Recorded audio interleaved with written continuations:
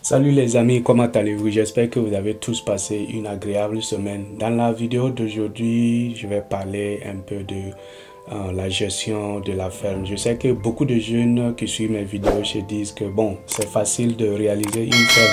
Il suffit seulement d'avoir les ressources financières. Après les ressources financières, il faut réaliser la ferme en achetant les terres, en construisant les bâtiments nécessaires et puis voilà, c'est fini, c'est terminé, j'ai une ferme. Ils ne se rendent pas compte qu'après cela, il y a la gestion de la ferme qui est là et c'est quelque chose de très important. La question qui est là, est-ce que après avoir créé ta ferme, est-ce que tu pourras gérer ta ferme et faire de telle sorte qu'elle soit rentable, qu'elle puisse t'apporter du profit nécessaire pour que tu puisses t'épanouir?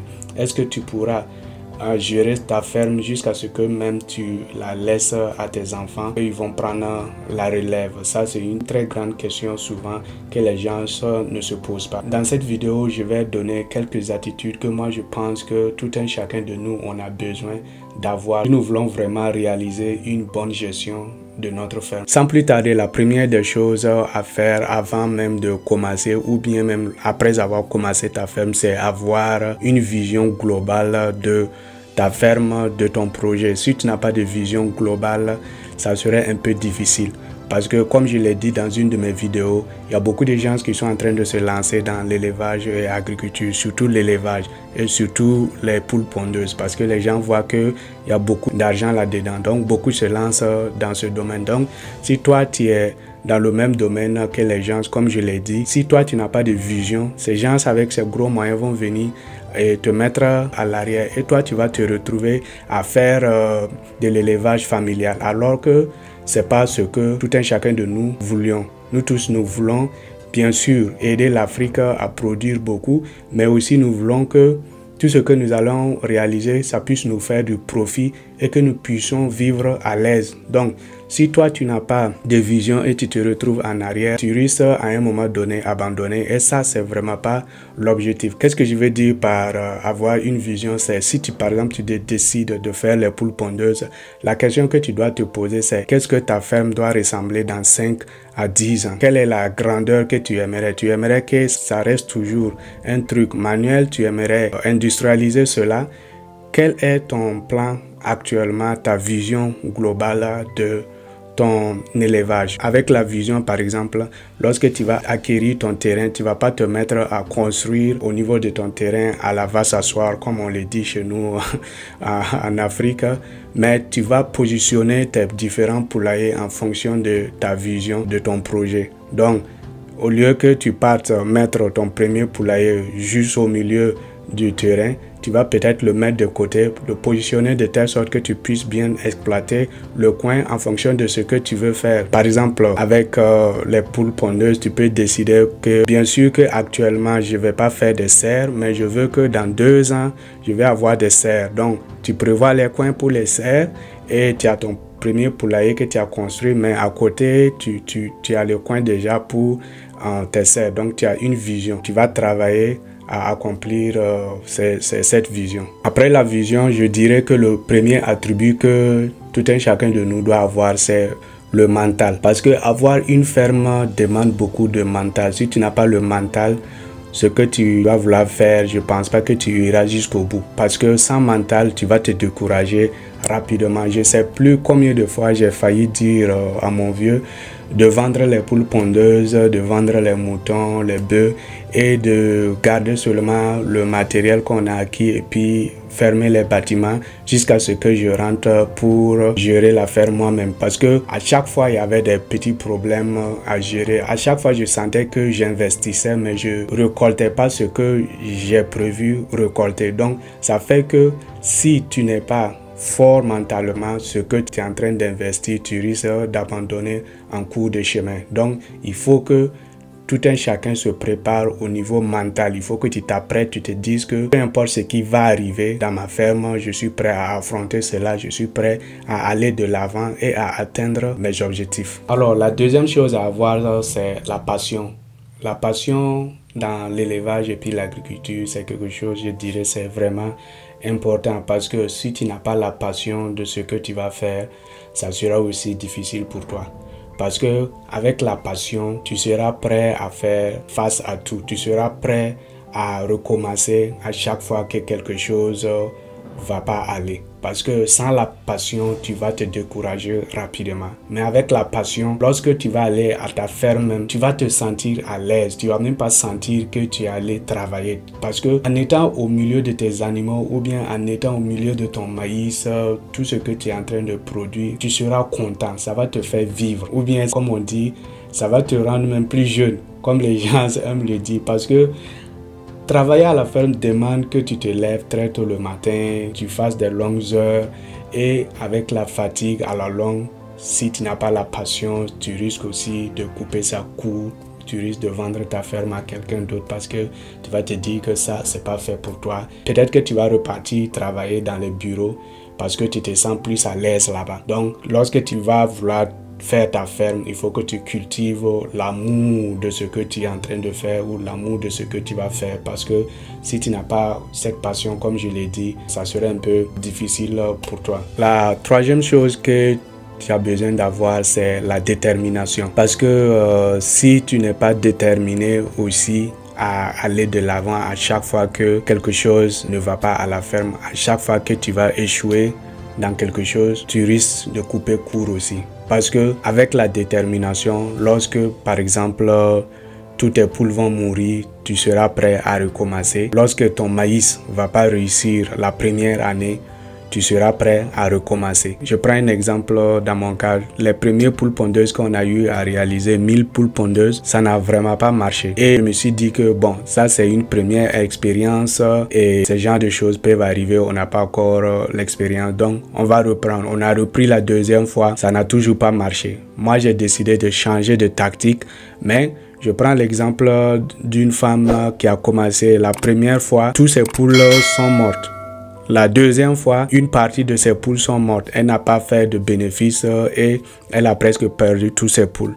La troisième fois que tout a pris et maintenant l'élevage de ses poules pondeuses marche très bien. Il a fallu au moins 3 fois pour pouvoir réussir. Si elle s'était arrêtée à la première fois, abandonnée, ou bien la deuxième fois, si elle avait abandonné aussi, voilà, actuellement, peut-être que les fruits qu'elle est en train de récolter actuellement, elle n'allait pas les récolter. Moi, je vois qu'il y a quelque chose qui est vrai dans ce monde. On dit que l'homme va manger à la sueur de son front.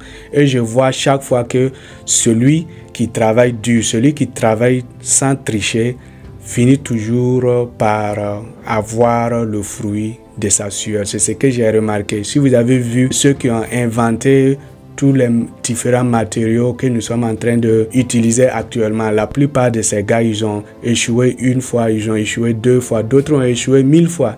Mais ils n'ont pas abandonné, ils ont changé de stratégie et ils ont continué à pousser. Et à la fin, ils ont réussi à créer ce qu'ils voulaient créer. Donc, la même chose avec l'élevage, l'agriculture. Il y a des périodes où ça ne va pas aller. Peut-être que c'est à ton premier essai, ça ne va pas marcher. Peut-être que ça sera à ton 5e essai, quelque chose ne va pas marcher. Mais il faut que vous sachiez que même si ça marche pour toi, un jour, quelque chose peut t'arriver et ce que tu es en train de faire, ça va prendre un coup. Donc, il faut que tu sois prêt et que tu sois déterminé à aller jusqu'au bout ou bien à continuer parce que ce que tu es en train de faire, tu aimes ça. Et ce que tu es en train de faire, tu y crois. Donc, il faut être déterminé, il faut continuer à pousser et à aller de l'avant. L'autre chose qui est là aussi, c'est l'éthique. Moi, je pense qu'en Afrique, on ignore beaucoup ce domaine parce que quand je vais quelque part pour acheter quelque chose, je vois ça saute à l'œil. Parce qu'il y a des coins, quand tu pars, on dirait qu'on ne veut même pas que tu viennes acheter. On te reçoit avec des mines serrées, on te reçoit de façon vraiment debout, comme on le dit chez nous. Et on ne te donne pas envie de revenir. Je pense que beaucoup de jeunes ont cette culture-là.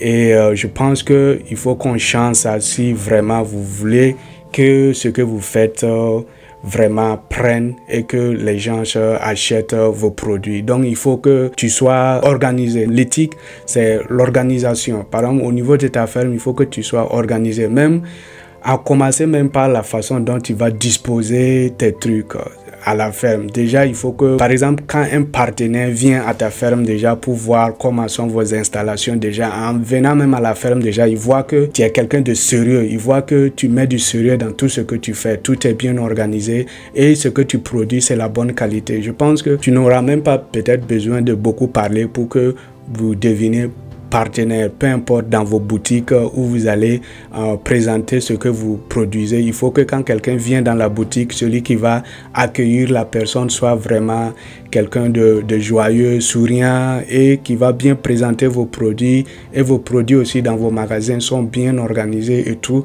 Vraiment, ça donne envie aux gens de revenir. Donc ça, c'est le marketing comme on le dit, et c'est très important parce que quand tu produis pour vendre, tu produis pas pour poser.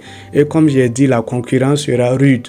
Donc c'est ceux qui seront malins, c'est ceux qui auront l'éthique, c'est eux qui pourront peut-être vendre plus que les autres. Donc c'est important que ce que tu vas produire, que tu les présentes vraiment bien là où tu es, tout est organisé dans tes magasins, ta façon de faire, que tu sois vraiment organisé, que tu aies de l'éthique dans tout ce que tu fais. C'est important pour la survie de ta ferme. Alors, pour terminer, la dernière chose et l'une des choses qui est importante aussi, c'est le leadership. Les gens pensent que être leader, c'est seulement te pointer à la ferme et puis te dire, toi, fais ceci, toi, fais cela, et puis bon, tu repars tout bonnement, t'asseoir sous l'arbre en train de, je ne sais moi, boire ton café ou bien assis en train de manger et puis les autres sont au soleil en train de travailler dur. C'est vrai que tu les paies, mais je pense que en tant que leader, il faut que tu sois présent aussi.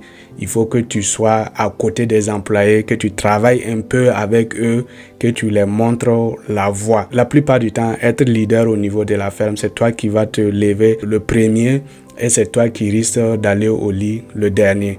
Parce que tu dois t'assurer que tout est fait comme il doit se faire. Et tu as besoin d'être présent lorsque tu n'as pas de réunion ou tu n'as pas à aller voir un client. Si tu es à la ferme, je pense qu'il faut que tu montres la bonne voie en faisant ce que tu dois faire et aussi en montrant aux employés ce que il ne doit pas faire. Parce que si toi, tu leur dis, ok, vous ne faites pas ceci et puis toi-même tu fais, ça donne un mauvais exemple. Et si tu dis, ils n'ont qu'à faire ceci et que toi, tu vois que c'est pas fait, de temps en temps, tu le fais pour leur montrer que non, c'est important ce que tu dis. Sinon, si tu es là-bas seulement, tu mets la main derrière ton dos et c'est toi qui te balades là-bas, c'est toi qui parles beaucoup et tu fais rien, les gens vont dire que tu es paresseux. Tu vois, non, les gens vont dire que tu es paresseux. C'est vrai, tu les paies et pour faire le travail, mais je pense que lorsque tu es présent à la ferme, il faut quand même salir un peu les mains et puis t'assurer que tout est bien fait. Donc le leadership, c'est vraiment important. Lorsqu'il y a des décisions importantes à prendre à la ferme, il faut que tu sois ferme et que tu prennes ces décisions pour montrer souvent qui est le boss ici, parce que ça aussi c'est important. Et je dis pas faut pas montrer qui est le boss, mais il y a des moments où quand même il faut aider avec les travaux collectifs. Lorsque il faut taper la main sur la table, il faut taper la main sur la table pour dire que assez c'est assez, ça devait être fait, pourquoi c'est pas fait, et j'ai demandé qu'on fasse ceci, pourquoi c'est pas fait. S'il faut licencier des gens, n'aie pas peur de licencier. Il faut licencier, sinon c'est ton argent que tu vas perdre et les employés vont aller chercher boulot ailleurs. C'est toi ton business. Donc il faut être prêt à prendre de grandes décisions et à te faire respecter à la ferme lorsqu'il le faut. Les amis, c'est ce que j'avais pour vous cette semaine. Je suis vraiment désolé. Chaque fois, j'essaie de passer le message en essayant d'être le plus bref possible, mais souvent je me retrouve à beaucoup parler.